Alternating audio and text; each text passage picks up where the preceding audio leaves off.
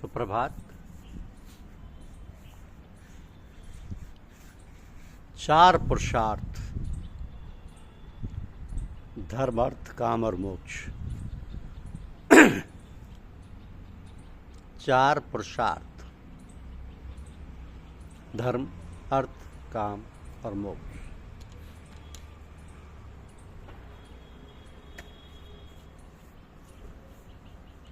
मनुष्य के जीवन में 4 तरीके के कार्य हैं। ये 4 पुरुषार्थ हैं: धर्म, अर्थ, काम और मोक्ष।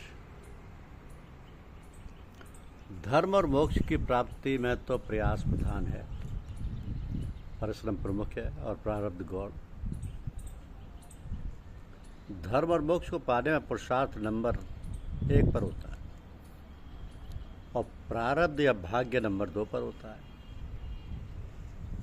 पर अर्थ और काम की प्राप्ति में प्रारब्ध प्रमुख है, प्रधान है और पुरुषार्थ या प्रयास गौण है। तो यदि आप धन कमाना चाहते हैं या अपनी कामनाओं की, अपने विषय वासनाओं की पूर्ति करना चाहते हैं तो आपका प्रारब्ध श्रेष्ठ होना चाहिए।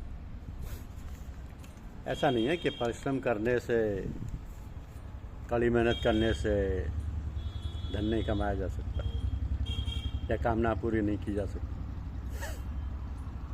पर इन कार्यों में प्रारब्ध प्रधान है, नंबर 1 पर है, और पुरुषार्थ या प्रयास गौण है, नंबर 2 पर है। और यदि प्रारब्ध श्रेष्ठ नहीं है तो धन प्राप्ति या कामना पूर्ति तो हो जाएगी, पर श्रेष्ठ प्रारब्ध की कमी दूर करने के लिए और अधिक परिश्रम लगाना पड़ेगा और ज़्यादा प्रयास करना पड़ेगा। तभी तो हम देखते हैं कि एक व्यक्ति जी तोड़ मेहनत करता है, बहुत अधिक प्रयास करता है, फिर भी वो अधिक धन नहीं कमा पाता, अपनी कामनाओं की पूर्ति नहीं कर पाता। जबकि दूसरा व्यक्ति जरा सा ही प्रयास करता है, उसके ऊपर धन की बारिश हो जाती है, उसकी सब कामनाएं पूरी हो जाती हैं। तो दूसरे व्यक्ति का प्रारब्ध उस पहले व्यक्ति से श्रेष्ठ है। और यह भी समझ लेना कि प्रारब्ध भी हमारे पूर्व के किए कामों से ही बनता है। जिन कर्मों का फल हमें उसी समय नहीं मिल पाता जो हमारे संचित कर्म हैं, वे ही आगे चलकर हमारा प्रारब्ध बन जाते हैं। तो धर्म और मोक्ष के कार्यों में परिश्रम प्रधान है, प्रयास प्रमुख है और प्रारब्ध या भाग्य गौण है। तो बिना कड़े परिश्रम के, बिना अथक प्रयास के धर्म की प्राप्ति नहीं हो सकती, मोक्ष नहीं मिल सकता। पुरुषार्थ के बिना मोक्ष पाना संभव नहीं है। पर हम प्राय उल्टा ही समझते हैं। धन पाने के लिए तो हम जी तोड़ मेहनत करने को तैयार रहते हैं, कामनाओं की पूर्ति के लिए तो हम हर तरह का परिश्रम, कैसा भी प्रयास करने को तैयार रहते हैं। और जब धर्म की बात होती है, जब मोक्ष का प्रश्न उठता है, तब हम सब कुछ अपने प्रारब्ध पर छोड़ देते हैं। तब हम कहते हैं प्रारब्ध में होगा तो ईश्वर की कृपा होगी, तो भाग्य में लिखा होगा तो मोक्ष मिल जाएगा। अब सच बात तो यह है कि धन तो हमारी चाहत है, कामनाओं की पूर्ति तो हमारी आकांक्षा है, तो उसके लिए प्रयास करने को, समय लगाने को हम सदा तैयार रहते हैं। और मोक्ष हम चाहते ही नहीं, धर्म में हमारी आंतरिक रुचि है ही नहीं। अतः उसे हम भाग्य पर, प्रारब्ध पर, ईश्वर कृपा पर छोड़ देते हैं। मिल जाए तो ठीक, ना मिले तो कोई हर्ज नहीं। इसके उलट धन प्राप्ति को, कामना पूर्ति को हम भाग्य पर नहीं छोड़ते, उसके लिए तो हम सारा जीवन संघर्ष करने को तैयार रहते हैं। पाकिस्तान में बाबा फरीद नाम के एक फ़कीर रहते थे।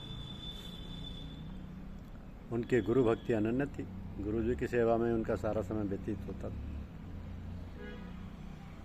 एक बार उनके गुरु ख्वाजा बहाउद्दीन ने उनको किसी विशेष काम से मुल्तान भेजा।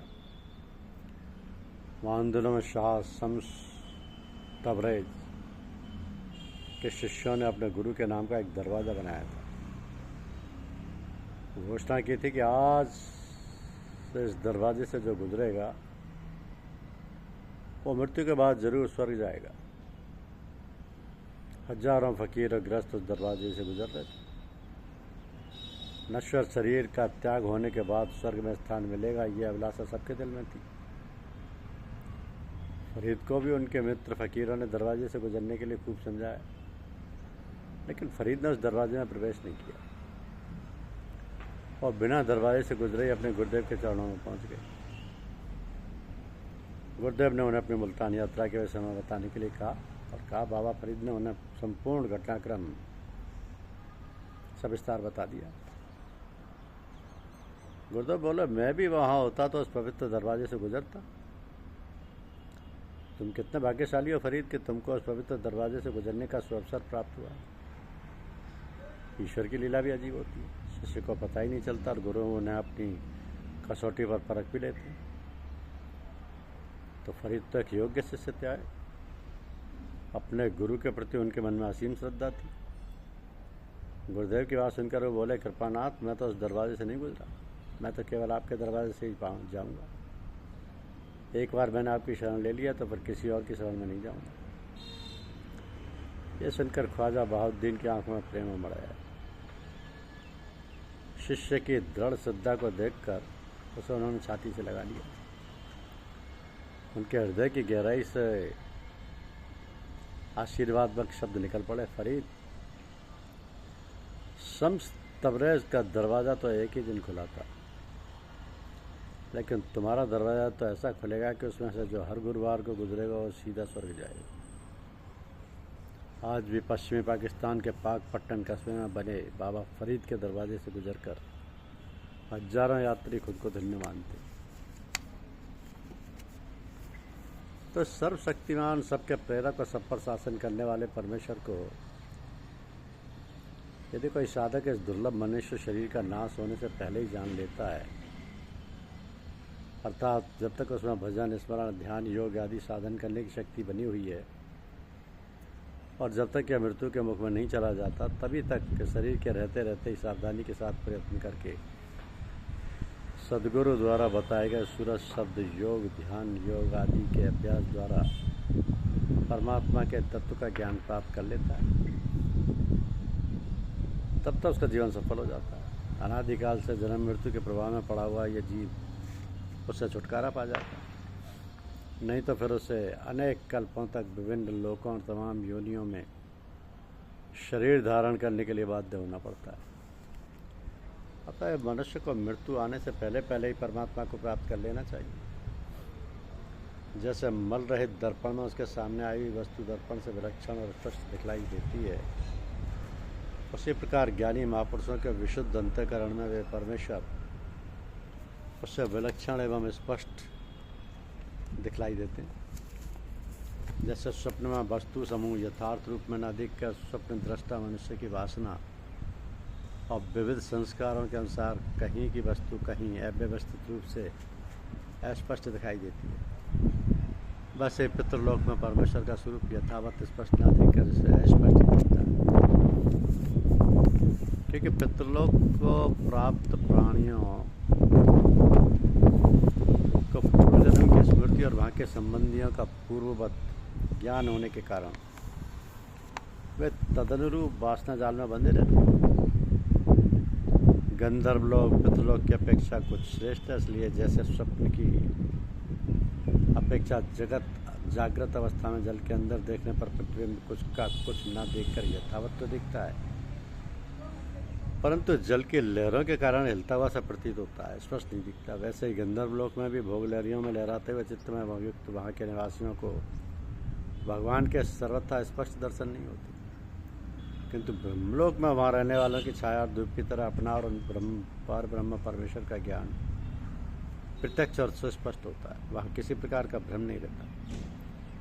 इसी प्रकार यह मनुष्य शरीर भी एक लोक है, इसमें पर ब्रह्म परमेश्वर और जीवात्मा दोनों धूप और छाया की तरह हृदय रूप गुफा में रहते हैं। तो मनुष्य को दूसरे लोगों की कामना न करके इस मनुष्य शरीर के रहते रहते ही उस पर ब्रह्म परमेश्वर को जान लेना चाहिए।